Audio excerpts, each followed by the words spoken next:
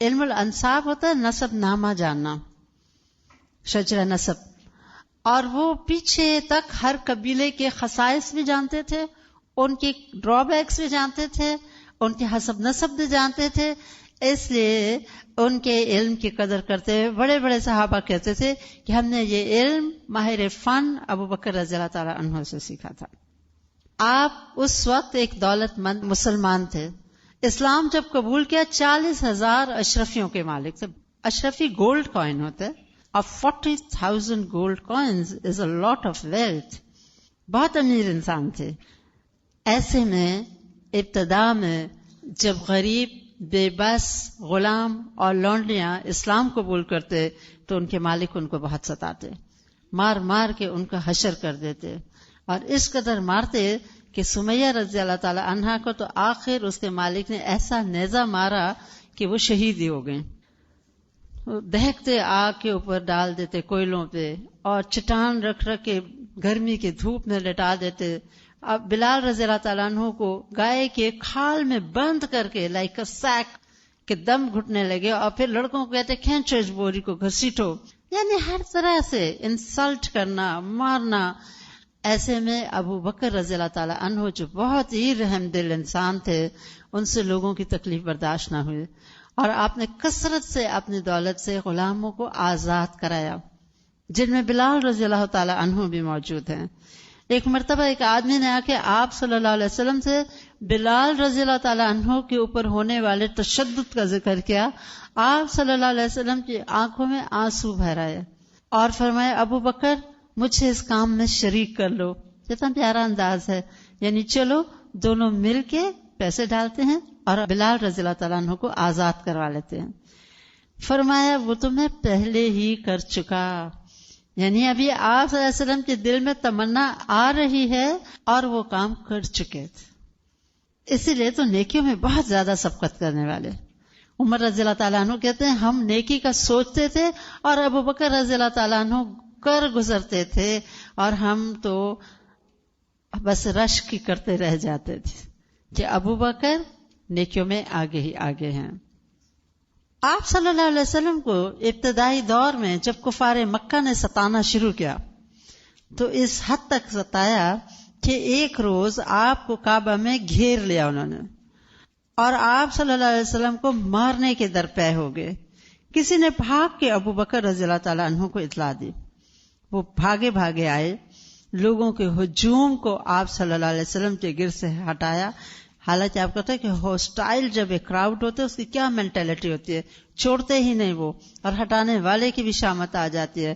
لیکن انہوں نے اپنی جان کی کوئی پرواہ نہیں کی، اور ان کو ہٹاتے ہوئے قرآن پاک کی یہ آیت تلاوت فرمانے لگے اتقتلون الرجل ان یقول ربی اللہ وقد جاءکم بالبینات من ربکم. کیا صرف اس لیے تم ایک انسان کو مارنا چاہتے ہو کہ وہ کہتا ہے میرا رب اللہ ہے، حالانکہ تمہارے پاس واضح نشانیاں آ چکی ہیں تمہارے رب کی طرف سے. تو لوگوں نے آپ صلی اللہ علیہ وسلم کو تو چھوڑ دیا، اور ابو بکر رضی اللہ تعالیٰ عنہ کو گھیر کے اس قدر مارا پیٹا کہ ان کی بیٹی کہتے ہیں اس وقت ان کی لمبی لمبی بال ہوتے تھے، وہ ایسے لٹوں کی طرح باندھ بھی لیتے تھے، چوٹیوں کی طرح. کہتے ہیں سر کی کھال تک انہوں نے ادھیڑ کے رکھ دی. اور ایک شخص نے ایسا جوتا پہنا ہوا تھا جس کے سول پہ نیلز لگی تھیں. آپ دیکھیں موٹے موٹے ووڈ پنس ٹائپ نیلز بعض فیشن کے لیے لگاتے ہیں. اس سائڈ سے ان کے سر پہ مارنا شروع کیا. وہ کہتے ہیں وہ لہو لہان ہو گئے، اور بے ہوش ہوتے ہوئے بھی کہتے رہے اے عزت اور شان والے تیری ذات بہت برکت والی ہے. یعنی اتنی مار پیٹ کے باوجود وہ حق سے نہیں ہٹے، حتیٰ کہ لوگوں نے اتنا مارا کہ وہ لہو لہان ہو کے بے ہوش ہو گئے.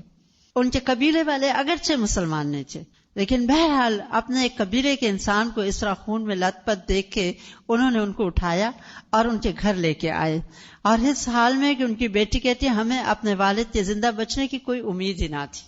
کہتی ہیں ہم سر کے اوپر جب ان کے بالوں پہ ہاتھ لگاتے وہ پوری لٹیں ہمارے ہاتھوں میں آ جاتی، پوری اسکل کی اسکن پھٹ چکے تھے. کہتے ہیں ہم تو بس انتظار میں تھے کہ اب پتہ نہیں کیا ہوتا ہے، کہ حتیٰ کہ کچھ دیر بعد ان کو ہوش آیا. سارے قبیلے والے گرد بیٹھے تھے، تو قبیلے والوں نے آپ کی بیوی کو کہا کہ ان کو دودھ پلاؤ. لیکن انہوں نے کہا کہ خدا کی قسم میں اس وقت تک نہ کچھ کھاؤں گا نہ پیوں گا جب تک کہ میں آنکھوں سے نہ دیکھ لوں کہ محمد صلی اللہ علیہ وسلم صحیح سلامت ہے. اس پہ آپ کے قبیلے والے بہت ناراض ہوئے. انہوں نے کہا جس شخص کی وجہ سے آج آپ اس حال میں پہنچے ہیں کہ ہمیں زندگی کی بھی امید نہیں رہی، ابھی بھی اسی کا نام لیتے ہیں. اور وہ برا بھلا کہتے وہاں سے چلے گئے. جب کچھ رات بیت گئی تو پھر کہا مجھے لے چلو، میں نے اپنی آنکھوں سے ان کو دیکھنا ہے. سہارا لیے ہوئے چھپتے چھپاتے دار ارقم پہنچے. آپ صلی اللہ علیہ وسلم نے اپنے اس ساتھی کو اس حال میں دیکھا تو بے اختیار آنکھوں میں آنسو آ گئے. آگے بڑھ کے ابو بکر رضی اللہ تعالیٰ عنہ کی پیشانی کو محبت سے چوم لیا. اور وہ چند مواقع جن میں آپ صلی اللہ علیہ وسلم نے اپنا حزن کا اظہار کیا ان میں سے یہ ایک موقع تھا. آپ کو جب خوب ستایا گیا، مارا پیٹا گیا، حتیٰ کہ مکہ کے ایک سردار نوفل نے ان کو اور طلحہ رضی اللہ تعالیٰ عنہ کو بہت مارا پیٹا. آپ کے ایک چچا نے چٹائی میں دونوں کو لپیٹ کے نیچے سے دھوئیں دیے. ایسے میں آخر ابو بکر رضی اللہ تعالیٰ عنہ نے ارادہ کیا کہ میں بھی حبشہ کی طرف ہجرت کر دیتا ہوں. آپ کی بیٹی کہتی ہیں میرے والد نے اپنا سامان اٹھایا اور ہجرت کے ارادے سے نکل پڑے. برق الغمات تک پہنچے تھے کہ راستے میں ایک شخص جو مکہ کا سردار تھا ابن دغنہ، جو ابھی مسلمان نہیں تھا، اس نے کہا ابو بکر کہاں کا ارادہ ہے؟ ساز و سامان لے کے جا رہے ہیں. کہنے لگے تمہارے شہر والوں نے مجھے نکال دیا ہے، اب میرا ارادہ ہے میں سیر و سیاحت کروں اور اپنے رب کی عبادت کروں. یعنی مکہ کیوں چھوڑ رہا ہوں؟ اپنے رب کی عبادت کر سکوں. اس پہ وہ کہنے لگا ابو بکر تم تو اس شہر کی آن بان ہو، تمہارے جیسا شخص یہاں سے نکل نہیں سکتا. تم محتاجوں، ضرورت مندوں اور دکھی لوگوں کی ضروریات پوری کرتے ہو، ضرورت مندوں کے کام آتے ہو، مہمانوں کی مہمان نوازی کرتے ہو. بھلا تم جیسا شخص بھی یہ شہر چھوڑ سکتا ہے؟ یعنی اگر تم چلے گئے تو تمہارا جیسا کوئی ہے نہیں یہ ویکیوم فل کرے. واپس چلو، میں تمہیں اپنے پناہ میں لیتا ہوں، اپنے پروٹیکشن میں لے جاتا ہوں اور تم اپنے شہر میں ہی رہ کے رب کی عبادت کرو. ابو بکر رضی اللہ تعالیٰ عنہ واپس آئے تو اپنے گھر کے صحن میں ایک چھوٹی سی مسجد بنا لی اور وہاں پہ عبادت کرتے اور قرآن پاک کی خوبصورت تلاوت کرتے. آپ کی تلاوت میں اتنا سوز ہوتا تھا کہ اہل مکہ کی عورتیں اور بچے جب باہر سے گزرتے تو بے اختیار ان کے قدم رک جاتے اور وہ قرآن پاک کو سننے لگتے. اب کفار مکہ کو فکر ہوئی، انہوں نے سوچا اس طرح تو ہمارے بچے، ہماری عورتیں دین کی طرف چلے جائیں گے. انہوں نے اپنے دخنا سے کہا اپنے ساتھی کو بولو بلند آواز سے عبادت کرنا چھوڑ دے، ہمیں ڈر ہے ہماری عورتیں اور بچے نہ متاثر ہو جائیں. ابن دخنا نے جب آ کے آپ کو کہا تو آپ نے فرمایا ابن دخنا مجھے تمہاری امان کی کوئی ضرورت نہیں، میرے لیے اللہ اور اس کا رسول کافی ہیں. تم اپنے امان واپس لے لو لیکن میں اپنے رب کی عبادت نہیں چھوڑوں گا. حتیٰ کہ کچھ عرصے بعد ابن دخنا بھی مسلمان ہو گیا. ہجرت کا آغاز ہوا. اللہ سبحانہ تعالیٰ کے اذن سے محمد صلی اللہ علیہ وسلم نے لوگوں کو اجازت دی اور ہجرت مدینہ شروع ہو گئی. اکا دکا چھپ چھپا کے لوگ جانا شروع ہوئے تو ابو بکر رضی اللہ تعالیٰ عنہ نے بھی آ کے اجازت لی اور کہا کہ میں بھی ہجرت کر لوں. تو فرمایا ابھی انتظار کرو. بس ان کے لیے اتنی بات کافی تھی. لیکن وہ بہت عقل مند، بہت فار سائٹڈ انسان تھے. ان کو پتا تھا کہ کبھی تو کرنی ہوگی، لہذا ہماری تیاری پوری رہنی چاہیے. انہوں نے 2 اونٹیاں خریدی، اچھی تندرست، تیز رفتار، اور ان کو ککر کے درخت کھلا کھلا کے خوب موٹا تازہ کیا تاکہ کسی وقت بھی حکم آئے تو ہماری سواری تیار ہو. اور یہ خوبی آپ دیکھیں گے تھرو آؤٹ ابو بکر رضی اللہ تعالیٰ عنہ میں ہے کہ وہ بہت دور کی بات سوچتے تھے اور بہت لانگ ٹرم پلاننگ وقت سے پہلے کرتے تھے، اور جو وہ سوچتے تھے اور کرتے تھے وقت نے ثابت کیا کہ وہ درست کرتے تھے. ایسا ہی ہوا. عائشہ رضی اللہ تعالیٰ عنہ کے ساتھ اس دوران نکاح ہو چکا تھا.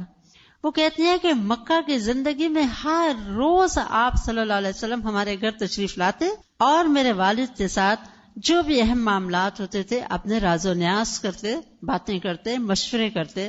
لیکن ایک روز ہم نے دیکھا کہ عین تپتی دوپہر کے وقت آپ صلی اللہ علیہ وسلم سر لپیٹے آ رہے ہیں ابو بکر رضی اللہ تعالیٰ عنہ نے کہا میرے ماں باپ قربان، کوئی خاص سی بات ہے جو آپ اس وقت آئے ہیں؟ یعنی اپنے معمول سے ہٹ کے آئے تھے. کہتے ہیں آپ صلی اللہ علیہ وسلم نے ادھر ادھر دیکھا اور کہا ابو بکر لوگوں کو بولو اندر ہو جائیں، یعنی میں نے ایک راز کی بات کرنی ہے، خاص بات کرنی ہے. تو انہوں نے کہا کہ میرے ماں باپ آپ پہ قربان، اس وقت تو آپ سے اپنے گھر والے ہی بیٹھے ہیں. اسماء رضی اللہ تعالیٰ عنہ جو بیوی کی بہن، عائشہ رضی اللہ تعالیٰ عنہ جو بیوی ہیں، اور ام رومان رضی اللہ تعالیٰ عنہ جو کہ ساس تھیں. لہذا فرمایا تو آپ کے اپنے ہی گھر والے ہیں. تب آپ صلی اللہ علیہ وسلم نے صرف 2 الفاظ میں پوری بات کی اور کہا ابو بکر آج کی رات